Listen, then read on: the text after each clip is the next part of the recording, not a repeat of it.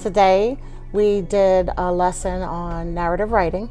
They were familiar already with the narrative writing since we did that in the beginning of the year, but the digital was what was different and what we added to it. I encouraged Ms. Bennicott to kind of try it out, and she was more than willing. I think I'm grateful for the opportunity to kind of help her with this process with narrative storytelling.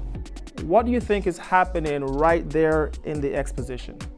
When he showed me the whole thing and the music and the characters were introduced, and I was blown away. I said, this is amazing. And then I said, I wish that you could do it with my class. One of the things that we try to incorporate in our lessons with our students as we think about ELA is analyzing the material that's being used by the author. In this case, the students become the author, they are the creators. We wanted to kind of give them a chance to analyze the music, analyze the images, to see were they effective or what was the purpose behind these tools or resources.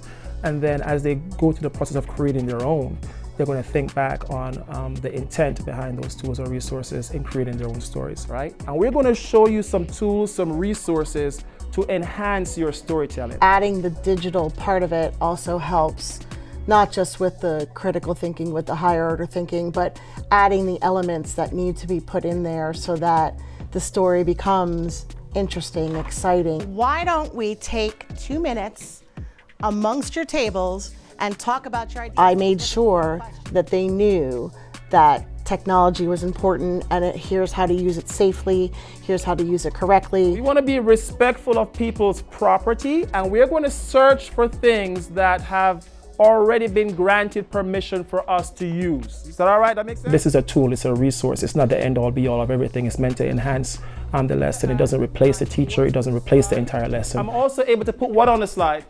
What do you call this? Captions. Just in case someone couldn't understand what I was saying, I'm able to put captions. Let me see a thumbs up if you have one blank slide on your untitled presentation. You're not trying to be better than the teacher next door. You're not trying to be better than the teacher at the next school. Like, we collaborate together for a reason, because you become stronger as a person and a teacher, and the end game is for the children. They've taken what I've learned from him to themselves so that they can apply it to each project that they do.